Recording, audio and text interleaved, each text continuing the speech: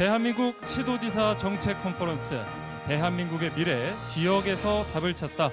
안녕하십니까. 진행을 맡은 KBS 아나운서 임지웅입니다. 네, 오늘의 주제는 지역경제 활성화 방안과 제도 개선입니다. 지역경제를 주제로 해서 광주광역시 그리고 경상북도, 경상남도 발표를 이어가도록 하겠습니다.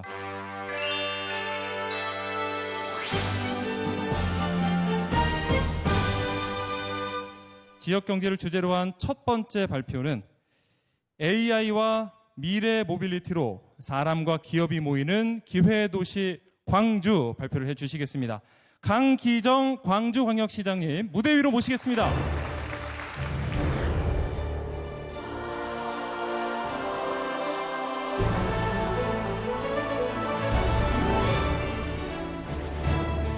저는 AI와 미래차를 양수레바퀴로 지금 굴러가고 있는 광주의 이야기를 조금 할까 합니다. 매우 전략적 선택을 해온 역사가 있었습니다. 1960년대 우리 산업화 시대의 막 초기에는 우리는 아시아 자동차라는 자동차 산업을 택했습니다. 그것이 현재 기아차로 성장하고 있습니다.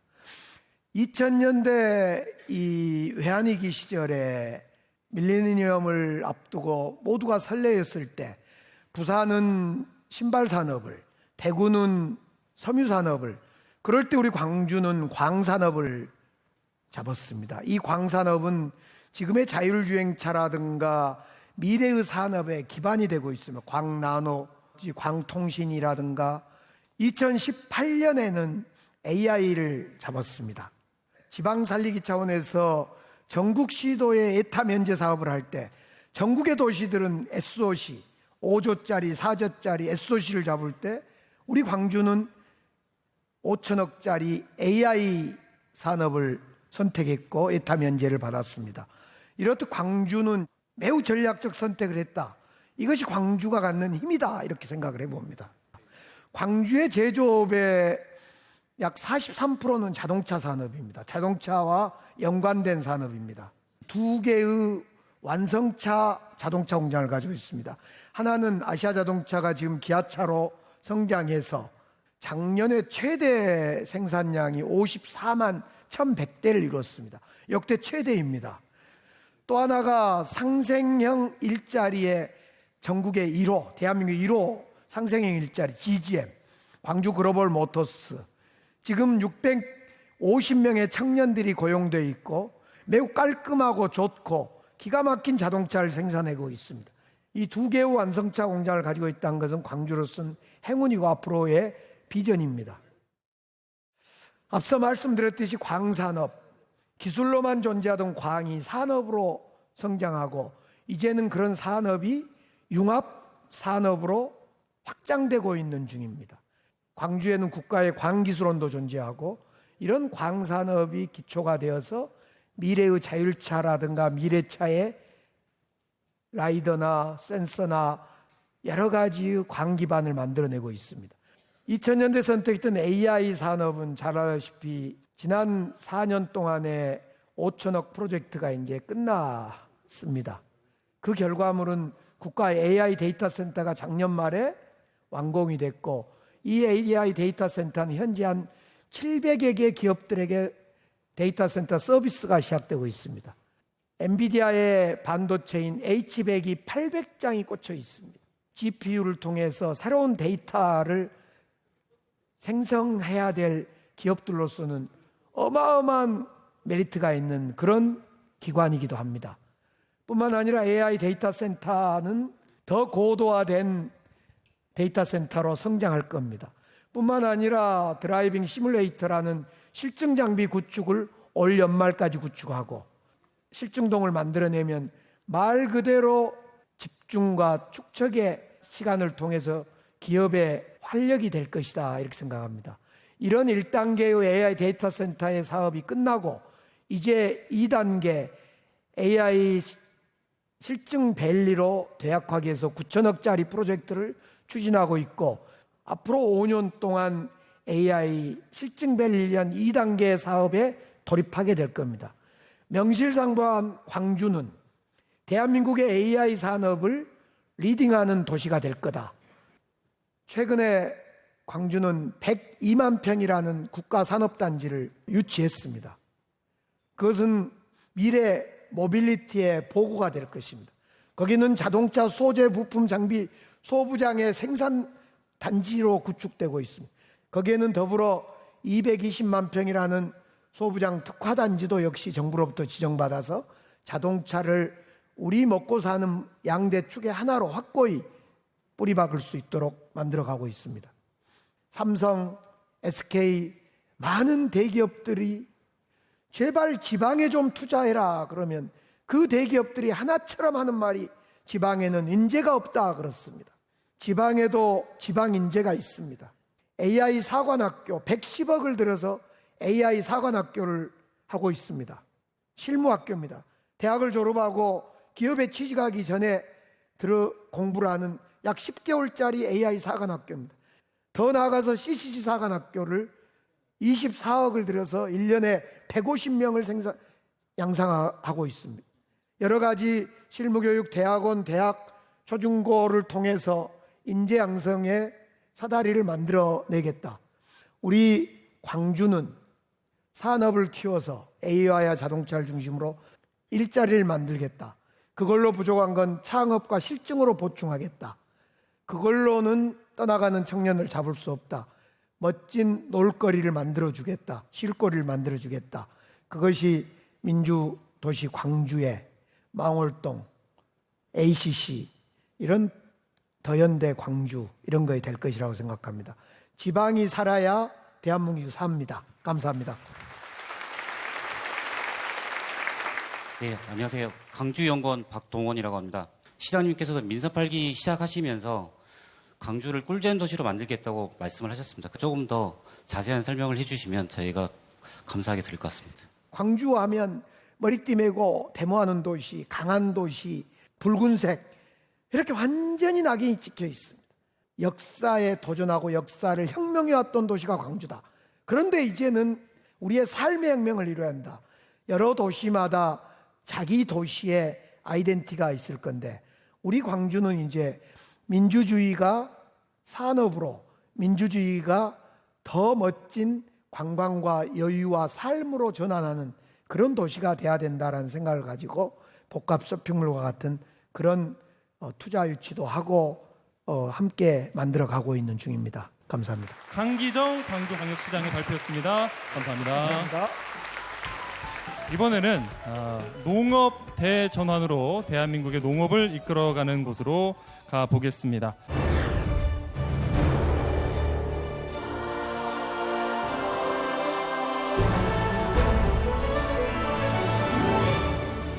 한류 때문에 여러 가지가 있지만 그 중에 K푸드가 인기가 대단합니다. 그래서 그에 우리가 새로운 세상을 만들어야 되기 때문에 그 말씀을 드리고자 왔는데, 지난달에 제가 캄보디아에 가서 푼센 전 총리, 지금은 상원 의장이더라고요.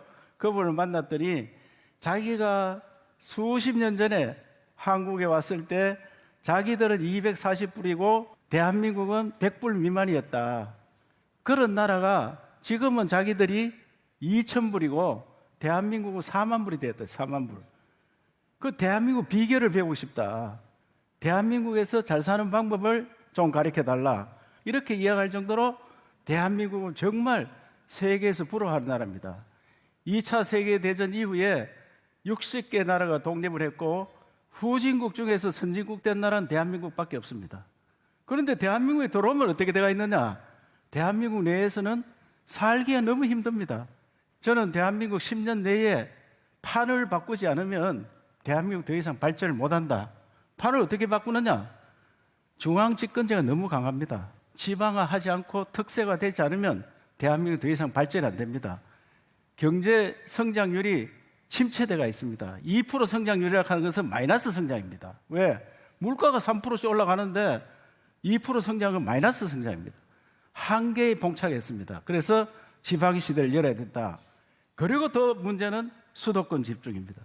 어떻게 서울에서 반 이상이 살고 경제는 80%가 여기 있고 모든 좋은 대학이 여기 다 있고 모든 병원은 여기 다 있느냐 이게. 그렇게 젊은 사람들이 꾸역꾸역 서울로 옵니다. 20대 여성을 따지면은 경상북도는 여성을 100으로 따지면은 130이 남자고 서울은 90이 남자입니다. 여자가 더 많은 지역은 서울밖에 없습니다. 수도권에 집중대가 있으니까 경쟁이 너무 치열합니다. 이 경쟁을 이렇게 치열하게 살다 보니까 지쳐서 삽니다. 지금 여기 서울에 있는 젊은이들이 좋은 것 같지만은 출퇴근 4시간씩 그렇게 하다 보면 지쳐 있어가지고 여유가 없습니다. 임금을 조금 더 받는다 해봐야 지방보다 훨씬 사는 게 힘듭니다. 그러다 보면 대한민국이 저출생 문제 해결 못합니다. 문제 해결하는 이런 것들은 많은 정책이 있지만 그중에 간단하게 대한민국 농업을 어떻게 바꿔야 될 거냐 여기에 대해서 잠깐 소개하겠습니다. 문경 영순지구에 동네 앞에 있는 전부 110헥타를 다 모았습니다. 지주가 주주가 됩니다. 대규모 해서 기계로 농사를 지으니까 소득이 2배가 되었습니다. 소득이 어떻게 되느냐, 땅 한 평에 나락 농사 지으면은 쌀 농사 지으면 2,350원 소득인데 이 대규모로 짓고 기계로 지으니까 4,700원이 나 2배가 되었습니다. 2배. 청년들 4명이 와서 직접 농사를 지었습니다. 청년들. 이 청년들 일자리 생기고. 그러니까 나는 일 안 하고도 소득이 2배가 되는 거예요. 그 너무나 좋아합니다. 그래서 농림부 장관께서 와서 보고 이런 기적 같은 일이 어디 있느냐. 그래서 윤석열 대통령의 보고가 되어서 전국에 이런 형태로 다 바꾸면은 쌀 직불금 이런 것 때문에 머리 아파하는 문제 다 해결할 수 있습니다. 대한민국은 농업 국가였는데도 불구하고 식량 자급률이 지금 통계상은 한 49% 됩니다. 곡물 자급률은 22% 되는데 쌀이 대부분을 차지합니다. 쌀을 빼면은 식량 자급률이 12%, 곡물은 5%밖에 안 됩니다. 국가안보대표 식량 자급률을 높이기 위해서는 이와 같은 농업의 대전환을 해야 된다. 제가 우리 도청문에 이래서 나왔습니다. 변해야 산다. 2018년 7월 1일부로 도지사가 됐는데 이렇게 쓰락하니까 2달 걸치가 설득가 썼습니다.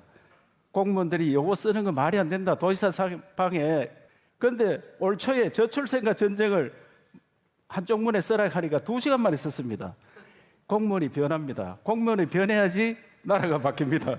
그래서 대한민국을 바꾸기 위해서는 공무원이 변해야 되고 특히 중앙공직자들이 바뀌어야 됩니다. 우리 집 앞에 올라간 낙동강, 우리 앞에 산업단지, 우리 옆에 있는 대학교, 도지사가 할 수 있는 게 아무것도 없습니다. 중앙에서 다 간섭합니다. 시도지사들이 만나면 하소연만 합니다. 왜? 아무것도 권한이 없으니까 달라고 이야기하는데 달라 하지 말고 너들이 해봐라. 이래야지 대한민국 바뀝니다. 제가 해보면은 대한민국을 확실히 바꿀 수 있는 몇 가지를 경상북도에 하고 있으니까 한번 놀러 오시기 바랍니다. 감사합니다. 네, 이철우 지사님 발표 감사합니다. 자, 그러면 질문 한 분 정도 받도록 하겠습니다. 저는 현재 영천에서 복숭아 벼농사를 짓고 있는 청년농부 노고환입니다. 지사님의 경북의 농업대전환에 대한 말씀 잘 들었습니다. 말씀하신 내용 가운데 주주형 이모작 공동영농 모델이 기존의 위탁영농, 농지임대와는 구체적으로 어떻게 다른지 궁금합니다. 예. 농지 임대하는 대표적인 케이스가 종문답을 가지고 있는 분들입니다. 자기 문중의 땅을 관리를 하는데 이걸 다 임대를 하거든요. 임대를 하면 평당 1,000원을 줍니다. 1,000원. 그런데 이것은 임대가 아닙니다. 지주가 주주가 돼요. 주주. 땅만 내놓으면 1,000원 받던 사람이 3,500을 받습니다. 이번에 영순지구에 땅 5만 평을 문중 땅을 가지고 있는 분이 이걸 보고 이런 기적이 있느냐. 어떻게 해서 1,000원 받던 걸 3,500원을 주느냐. 3배 반을 줬습니다. 3배 반을.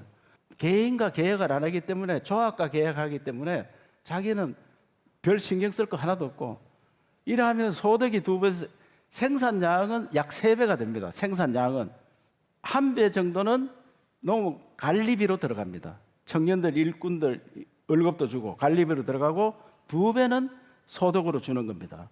그러면 생산이 3배 되면은 우리나라 식량 자급률이 49%거든요.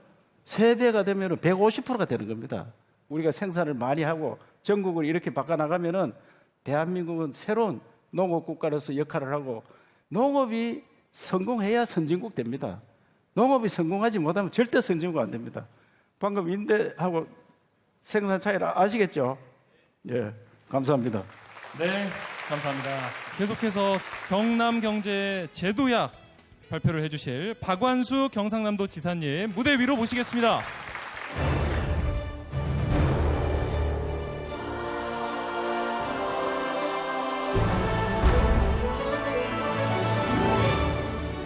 세계의 많은 명품 도시들, 세계에 아주 잘 나가는 지방자치단체들, 지방정부들을 보면 여러 가지 특징이 있습니다. 그런데 공통된 특징이 한 두 가지 있다고 저는 생각합니다. 뭐냐 하면 첫째는 지역의 산업 기반이 튼튼해야 됩니다. 사람들이 떠나지 않고 거기서 소득의 원천으로서 터전으로 이렇게 살게 되는 거죠. 두 번째는 그 지역이 품격이 높아야 되는 거죠. 예를 들면 교육, 문화, 환경, 복지, 의료 이런 부분들의 품격이 높을 때 그 지역이 명품 도시라고, 명품 정부라고 이렇게 이야기할 수가 있습니다. 그래서 저는 도정 구호를 활기찬 경남 행복한 도민이라고 이렇게 정했습니다. 위에 있죠. 그래서 우리 도정 구호의 양대축은 경제와 복지입니다. 그런데 이 경남의 경제가 2000년대 중반에 들어오면서 무너지기 시작합니다. 탈원전으로 원전 산업이 무너지게 되고 조선 경기가 사이클에 의해서 국제 경쟁력을 중국에 뺏기고 잃게 됨으로 인해 가지고 경남의 주력 산업이었던 산업들이 차츰 무너지게 되면서 경제 성장률은 16위였고 개인 소득 17위, 1인당 GRDP 9위, 수출 증가율 마이너스 11%, 실업률 3.3%였습니다. 제가 도정을 맡을 때 우리 경남도는 도지사가 2년 동안 비어 있었고 역대 민선 이후에 7번의 권한 대행 체제를 겪은 지역입니다. 저는 가장 첫째의 과제가 공직자들을 추스리고 도정을 추스리고 일하는 도정으로 만들고 경남의 경제를 확실하게 이렇게 세워서 제도약의 기반을, 과거의 영광을 찾아야 되겠다 하는 것이 도지사로서의 1차적인 목표였습니다. 그래서 저희들이 시작한 것이 크게 세 가지 시책입니다. 경남의 주력 산업들을 다시 한번 불을 붙여서 재도약을 시켜야 되겠다. 원전 산업 생태계를 다시 회복을 시켰고, 조선 경기가 새로운 수요로 인해서 수주가 늘어나게 되고, 방산이 최근에 K방산으로 인해서 수요가 엄청나게 늘어났습니다. 거기에다 우주항공청까지 유치해서 우주항공 산업에 대한 비전도, 기회도 만들었습니다. 그 결과 저희들이 1년에 한 3조 내지 4조 원 투자 유치하던 것이 지난해 9조 3천억 원을 투자 유치를 했습니다. 뿐만 아니라 새로운 산업의 씨앗을 뿌려야 된다. 그래서 창업을 활성화시키기 위해서 노력했습니다. 제조업이 아닌 콘텐츠 산업, AI 산업, 디지털 산업 중심으로 새로운 산업의 씨앗을 뿌리기 위한 창업을 활성화시켰죠. 이렇게 노력한 결과 우리 경남의 도정이 확실히 달라졌습니다. 앞으로 경남이 먹고 살 것은 저는 관광이라고 생각합니다. 우리 남해안의 자연 환경을 살리고 그걸 투자 유치를 통해서 남해안 관광 산업을 활성화시키는 것이 경남만의 미래의 먹거리가 아니라 대한민국의 미래의 먹거리라고 저는 생각합니다. 이제 우리 경남의 주력 산업들을 활성화시키는 전반기 2년이었다고 하면 후반기 2년은 그동안에 좀 신경을 쓰지 못했던 도민들의 복지 확대, 위기 가정의 동행이나 젊은이들에게 희망을 주는 함께 여는 도민 행복 시대를 여는데 앞으로 2년을 보내려고 합니다. 우리 주위에 보면 양극화 문제로 위기 가정이나 아주 한계 상황에 몰려 있는 분들이 많이 있습니다. 제가 이동 노동자 쉼터를 갔는데 거기 이 라이더 하는 분이 한 분이 저보고 그러더라고요. 지사님, 저는 100만 원만 있으면 되는데 이 100만 원 빌릴 데가 없대요. 신용도 물론 좋지 않겠죠, 그분은. 그래서 바로 제가 한계 상황에 몰린 도민들에게 긴급 생계비 지원 제도를 만들고 있습니다. 또 한 가지, 저는 작년 연말에 우리 주위에 긴급하고 아주 위기 가정에 있는 분들이 많이 있는데 이걸 발굴이 안 돼요. 그래서 그 지역 사정을 잘 아는 금침원들, 우체국 집배원들 이런 분들로 해가지고 약 3만 1,000명 정도 행복지킴이단을 구성해서 이분들이 지금까지 거의 한 10개월 동안 약 4만 9천 가구를 발굴했습니다. 어린이든 학교 학생이든 어른이든 제대로 돌봄 체계를 구축해서 앞으로 우리 함께 여는 도민 행복 시대를 만들어가겠다 하는 말씀을 드리고, 우리 경남에서 태어난 젊은이들이 경남에서 꿈을 가지고 자기의 인생을 실현하는 경남을 만드는 것, 이것이 우리 경남 도정의 목표입니다. 감사합니다. 네. 자, 그러면 한 분 질문을 받도록 하겠습니다. 경상국립대학교 우주항공대학에 재학 중인 대학원생 심소희입니다. 지난 5월 경남 사천에 우주항공청이 개청되었는데 우주항공 분야에 인재 육성이 필수적이라고 생각되는데 이와 관련해서 어떤 계획을 가지고 계신지 궁금합니다.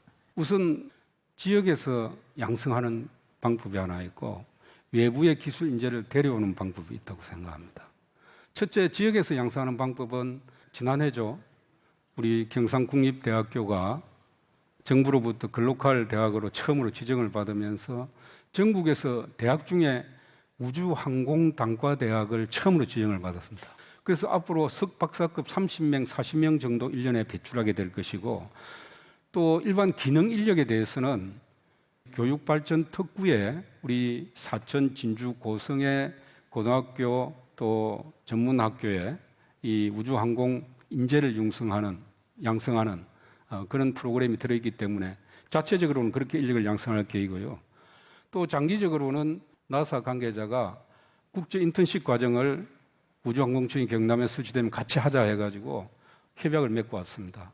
나사의 인재들을 저희들 교류를 통해서 인재도 양성할 것이고, 에어버스라든지 보잉사와 같은 그런 업체들의 연구기관을 경남에 유치해서 그런 연구기관과 함께 합작 연구를 통해서 인재를 양성하는 방법, 여러 가지 다양한 방법을 저희들이 강구하고 있다 하는 말씀을 드립니다. 박완수 경상남도 지사의 발표였습니다. 감사합니다. 이어서 제도 개선을 주제로 이야기를 나눠보도록 하겠습니다.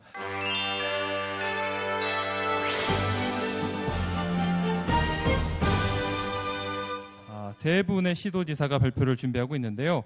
각 지자체가 가진 특징에 따라서 어떤 주제로 발표를 이어갈지 기대를 해 주시기 바랍니다. 먼저 제도 개선을 주제로 할 첫 번째 발표는 중앙지방자치분권 패러다임 전환이란 주제에 이장우 대전광역시장님의 발표가 있겠습니다. 박수 부탁드립니다.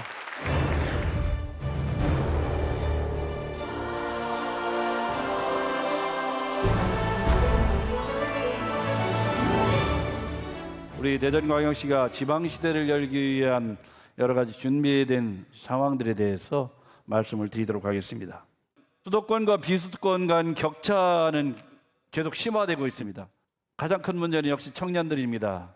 양질의 일자리를 찾아서 서울로 경기도로 갔습니다만 삶의 질은 최악의 상황으로 가고 있다. 주택 문제, 또 여러 가지 다양한 문제들로 인해서 청년들은 수도권에서 힘겨운 나날을 보내고 있다, 이렇게 보고 있습니다. 고도의 중앙집권적 국정 운영 방식에 문제가 있다, 이렇게 봅니다. 그래서 우리는 대폭적인 권한 이양, 지방 재정 자립의 강화, 인사상 독립을 완전히 해내는 것이 대한민국 지방시대의 가장 중요한 일이라고 보고 있습니다. 저희는 이렇게 생각합니다. 우선 서울 중심부에서 판교까지가 15km입니다. 그런데 현재 대한민국의 수많은 경제적인 상황이나 정치적인 상황, 모든 걸 한번 종합적으로 보면 현재 판교 라인까지가 대한민국을 좌지우지하고 있다. 많은 청년들은 판교의 스타트업으로, 많은 혁신적 기업으로 우수한 인재들이 끊임없이 빠져나가고 있는 상황입니다. 그런데 최근에 용인에 대규모 반도체 투자를 하겠다, 이렇게 얘기를 했습니다. 이제 용인 라인까지 확장하리라고 봅니다.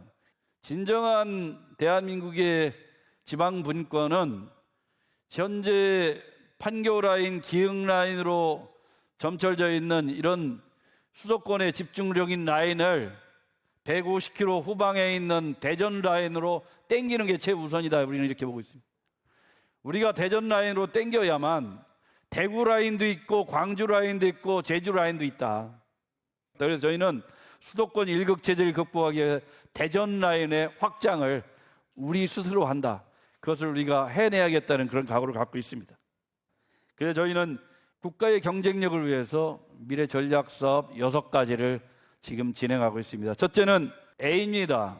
에어로스페이스, 우주산업. 저희는 우주산업의 가장 중요한 인재 육성, 연구 개발에 대한 집중적인 투자를 하고 있다. 세계적인 공대가 대전에 있습니다. 카이스트에서 쏟아져 있는 연구 논문이나 혁신적인 기술들은 대한민국의 미래와 같습니다. 아무리 산업을 키우고 경쟁력을 키우고 싶어도 사람이 없는 도시는 성공할 수 없다. 그래서 저희는 우주기술 혁신 인재 양성 센터를 카이스트 내에 설립을 해서 본격적으로 우주 관련 인재 육성을 도모하게 됩니다. 두 번째는 바이오입니다. 대전은 지난 5년 동안 기술 수출로만 19조 2천억을 했습니다. 40명 되는 바이오 기업이 기술 수출 1조 원을 하는 도시는 유일하게 대전밖에 없다. 그런데 지금 대전에 뛰고 있는 바이오 기업이 300개쯤 된다. 이렇게 봅니다. 스스로 태어나서 스스로 연구 역량을 가지고 커가고 있기 때문에 10년쯤 되면 대한민국 바이오 산업은 대전이 석권하면서 보스턴과 당당히 맞설 수 있다. 저희는 이렇게 확신하고 있습니다. 그러면 C는 나노 반도체입니다. 대한민국 반도체 첫 제품이 대전에서 태어났습니다. 카이스트 안에 나노 종기원이라는 반도체 연구기관이 있습니다. 세계적인 연구기관입니다. 저희는 그래서 나노 반도체 산단을 조성하는 데 집중하고 카이스트, 중남대 등 지역 대학과 끊임없이 인재 양성에 집중하고 있습니다. D는 바로 방위사업청이 대전으로 이전했습니다. 방위사업청 이전과 관련해서 방산기업을 키우고 있습니다. 기존에 있는 전통적인 방산업을 넘어서 저희는 로봇, 센서, 드론 등 대전의 최강점을 갖고 있는 기업을 집중 육성하고 있습니다. 다음은 Q입니다. Q는 양자입니다. 대한민국 양자 과학자의 반이 대전에 있습니다. 양자 클러스터는 대한민국이 하고 싶어도 대전밖에 할 곳이 없습니다. 이미 대전시가 양자를 연구하는 기관을 싹 쓸어 모았습니다. 카이스트의 양자대학원, 양자공적 팹 이런 것들을 이미 다 유치를 했습니다. R은 로봇입니다. 로봇 안에 드론, 센서 다 포함되어 있습니다만 대전의 역시 먹거리는 미래 산업인 로봇에 저희는 두고 있다 이렇게 보고 있습니다. 대전에 본사를 둔 기업을 유니콘 기업으로 키우는 게 저희 대전시는 가장 중요한 목표로 봅니다. 지역에서 커서 지역에서 고용하고 지역에서 세금 내고 그것이 다시 지역에 투자되고 대전을 과학수도에 기반한 경제도시로 바꾼다. 그래서 양질의 일자리를 만든다. 우리의 갈 길은 우리 독자적인 전략으로 끊임없이 미래를 향해 가겠다. 그렇게 대전시는 미래를 개척하고 있습니다. 감사합니다. 네, 이장우 시장님 발표 감사합니다. 자, 그러면 한 분 질문을 받도록 하겠습니다. 안녕하십니까. 대전세정연구원의 변성수입니다. 시장님께서는 중앙정부의 국가사무, 지방이양 확대와 또 지방정부의 재정, 조직, 인사, 동의서 강화를 말씀하셨는데요. 이러한 제도의 과감한 개선과 권한이 지방이양이 실현됐을 경우 시장님께서 바라는 인류경제도시 대전이 이상적인 모습은 무엇인지 좀 궁금합니다. 역시 가장 중요한 지방의 요소는 양질의 일자리라고 합니다. 근데 양질의 일자리를 만들려면 우선 산업용지가 필요하고 혁신적인 기술이 필요하고 사람이 필요하다. 그리고 돈이 필요한데 돈 같은 경우는 저희는 대전 투자청 설립을 해서 금년 1,500억으로 시작해서 5천억까지 대전 스타트업들에게 집중 투자하는 공공기관 최초의 벤처 캐피탈을 대전시가 설립을 했습니다. 그래서 저희 미래에는 그런 6대 전략사업, 핵심 전략사업만 집중적으로 키워서 이것이 대한민국 경쟁력, 대전시의 경쟁력을 위해서 꼭 제대로 갖춰야 되겠다. 꿈을 꾸고 있습니다. 감사합니다. 네, 지금까지 대전광역시 이장우 시장님의 발표였습니다. 감사합니다. 계속해서 제도 개선을 주제로 한 발표 들어볼 텐데요. 자, 독일 연방제에서 보는 지방분권 강화 방안이라는 주제를 들고 오신 김영록 전라남도 지사님 무대 위로 모시겠습니다. 박수 부탁드립니다.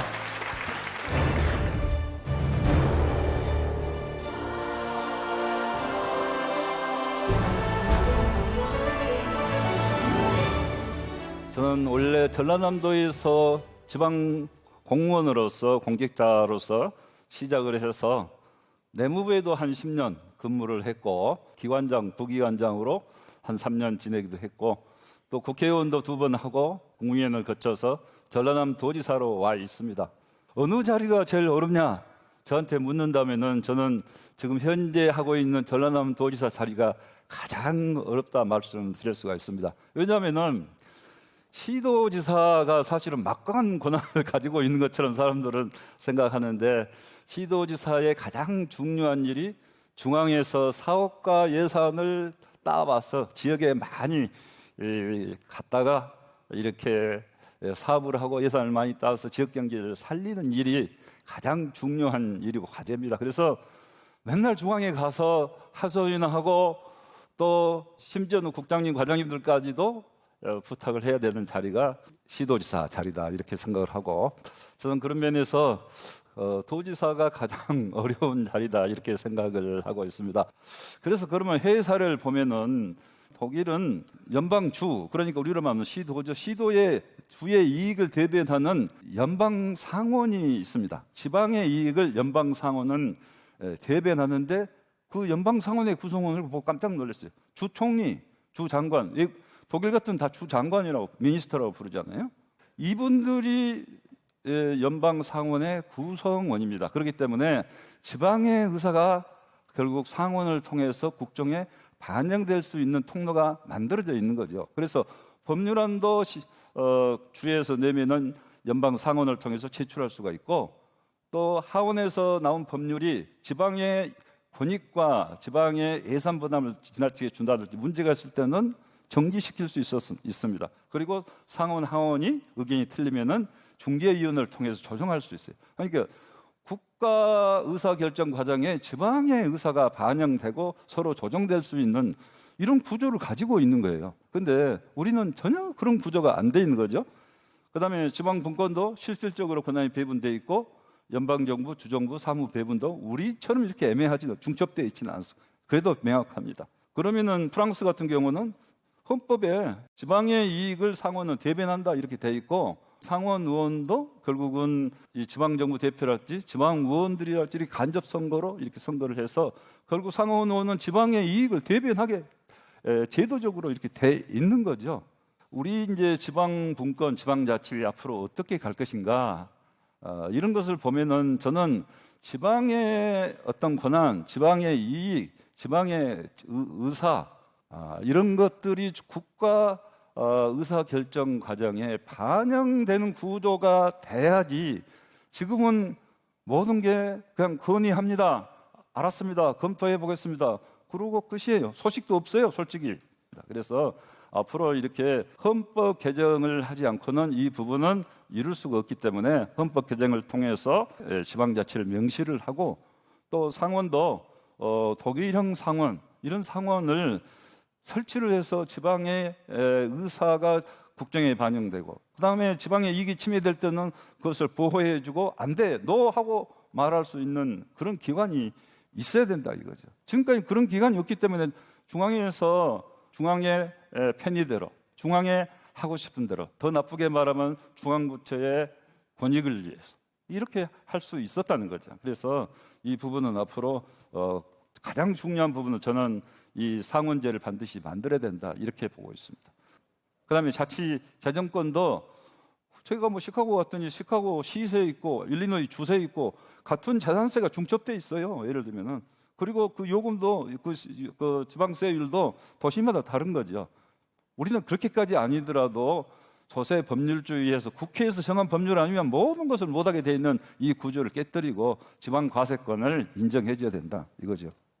이제 헌법을 개정을 통해서 이런 것을 이루어야 되는데 그때까지 너무 기다리기 지치니까 안 되니까 전남특별자치도를 만들어서 일정 부분의 권한을 먼저 위임받아서 지방소멸 위기 극복을 위해서는 전라남도가 자주적인 노력으로 그것을 달성할 수 있게 해달라. 이게 전남특별자치도입니다.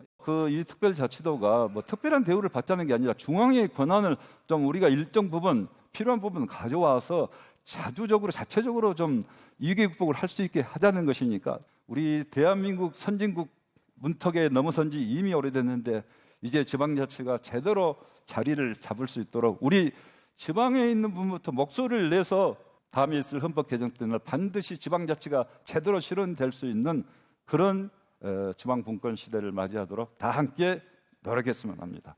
예, 감사합니다. 네, 김영록 지사님 발표 감사합니다. 질문 있으신 분 질문 받도록 하겠습니다.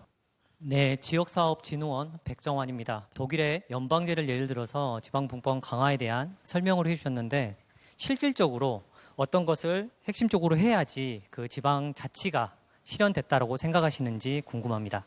결국은 지방의 의사, 지방에서 생각하는 것을 중앙에 우리가 관철시킬 수 있는 그런 제도적 통로가 제대로 마련되어 있지 않다.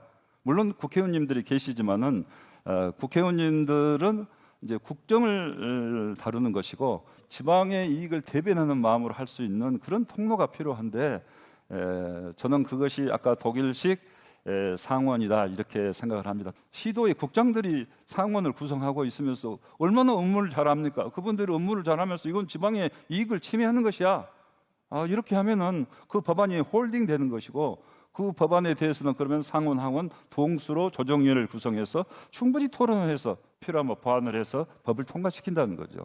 원천적으로 이렇게 하지 않으면 결코 중앙 권한을 지방으로 보내는 거 결국은 영두삼이 되고 할 수가 없습니다. 그렇기 때문에 제도적으로 이것을 확실하게 하는 방안은 독일식, 프랑스식 이런 제도를 우리도 도입해야 된다. 우리 스스로 권익은 우리가 찾아야 된다. 오늘 아신 분, 이미 알고 있는 분 반드시 우리 지방을 위해서 이런 부분을 실천하도록 합시다. 감사합니다. 김영록 전라남도 지사께서 발표해 주셨습니다. 감사합니다. 네, 제도 개선을 주제로 한 마지막 순서이자 오늘 컨퍼런스 마지막 발표자가 되겠습니다. 오영훈 제주특별자치도지사입니다. 여러분 큰 박수 부탁드립니다.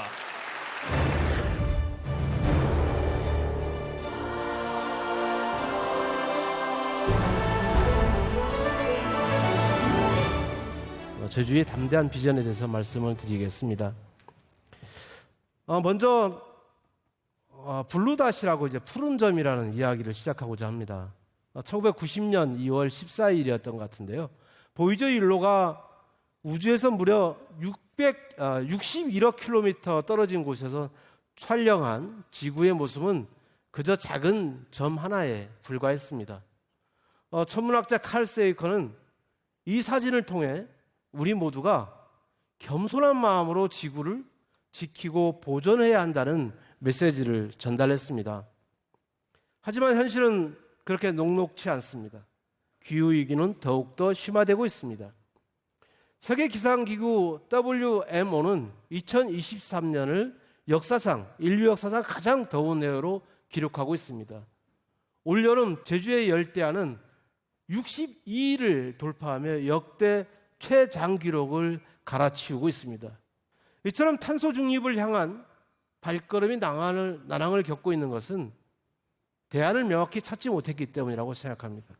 제주는 가장 먼저 탄소 중립을 향한 노력을 기울였지만 아직 재생에너지 발전 비중을 19.2%에 불과합니다. 발전량이 일정하지 않다는 신재생에너지의 가널성의 문제를 해결할 수 없었기 때문입니다.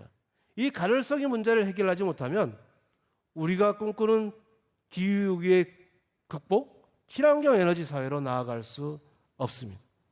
이제 그 제주가 그 해답을 내놓고 있습니다. 바로 에너지 대전환을 통한 2035 탄소 중립 비전을 제시하고 있는 것입니다. 먼저 우리가 사용하고 있는 화석 연료 기반 에너지를 풍력이나 태양광 같은 재생에너지로 전환시켜내야 합니다. 제주는 10여 년간 꾸준히 노력한 끝에 재생에너지 발전 비율을 19.2% 달성했습니다. 전국 최고이고요. 전국 평균의 2배가 넘는 규모입니다. 우리가 사용하는 전력은 수요와 공급이 일치돼야 됩니다. 수요가 공급을 뛰어넘게 되면 정전 사태가 발생할 수도 있습니다. 반대로 공급이 수요를 넘어도 문제가 발생합니다.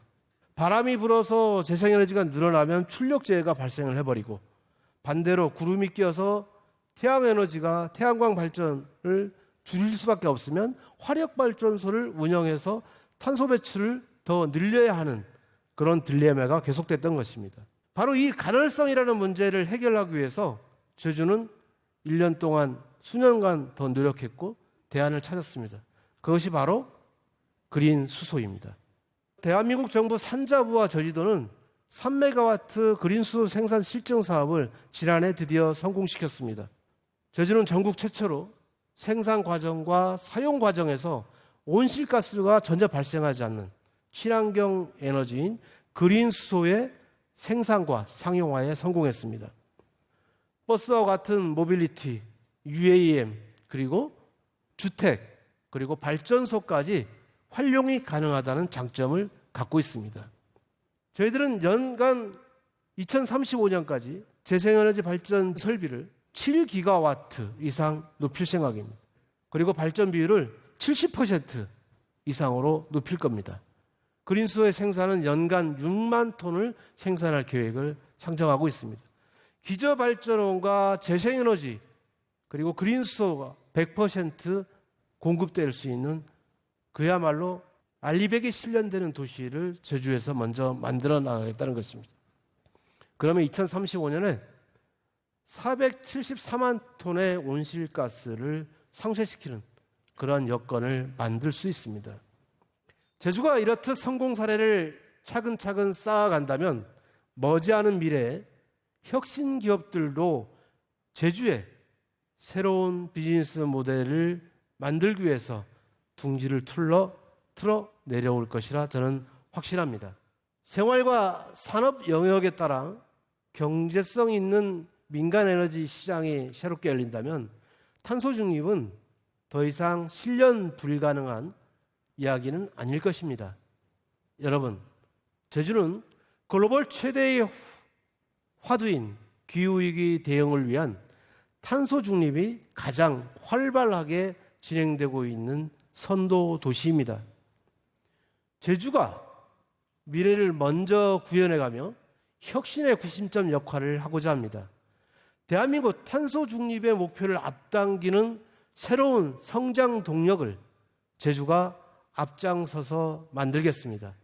대한민국의 변방의 섬 제주가 대한민국의 미래를 선도하는 에너지 탄소 중립섬을 선도하는 대한민국의 미래 도시로 선도해 나가겠습니다. 여러분의 많은 응원을 부탁드립니다. 감사합니다. 네, 지사님 발표 잘 들었습니다.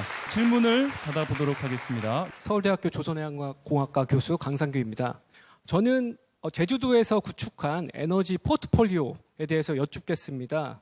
다양한 유연성 자원인 수소, 배터리 등과 함께 갖춘다는 것이 전력 그리드의 안정성과 청정 에너지를 지속 확대하는 데 유용한 해법이 될 것이라고 생각하고 있습니다. 그래서 과연 제주도에서는 실제 이런 에너지 섹터 커플링을 추진하기 위해서 어떤 일들을 펼치고 있는지 궁금합니다. 우선 첫 번째로 그린 수소를 이제 생산해내는 것이 유연성 자원을 확보하는 데 가장 핵심적인 요소로 작용할 수 있을 것 같고요. 두 번째는 특히 전기자동차를 소유하시는 분 자체가 발전 사업자가 될 수 있는 시스템이 이미 마련되고 있기 때문에 저희들은 전기자동차 보급률이 10% 가까이 되는데 이 현재 보급된 전기자동차를 전부 다 쌍방향 충전이 가능한 방향으로 교체해주는 작업이 필요하게 됩니다. 특히 남는 전기를 가지고 지금 하우스 감귤을 만들어내고 있는데 이 하우스 감귤에 공급해주는, 그래서 가온 하우스를 운영할 수 있는 이런 시스템 크게 세 가지 방식으로 대체하고 있다는 말씀을 드립니다. 오영훈 제주특별자치도지사님이었습니다. 감사합니다. 네, 오늘 정책 컨퍼런스 대한민국의 미래 지역에서 답을 찾다는 우리 시도지사님들께서 우리 대한민국의 현재와 미래, 앞으로 나아갈 방향에 대해서 선명하게 길을 제시해 주셨습니다. 시도의 현장에서 경험하고 고민한 이런 문제의식을 바탕으로 앞으로 대한민국의 미래를 바꿔가고자 하는 시도지사님들의 생각과 그 열정을 정말 느낄 수가 있었는데요. 오늘 나온 이 목소리들이 하나도 흩어지지 않고 오롯이 우리 정부 정책에 반영이 돼서 우리 시와 도 그리고 나아가서 대한민국을 든든하게 바치는 기둥이 되기를 바라보겠습니다. 2024 시도지사 정책 컨퍼런스 여기서 마치도록 하겠습니다. 끝까지 함께해 주신 내빈 여러분 진심으로 감사드립니다.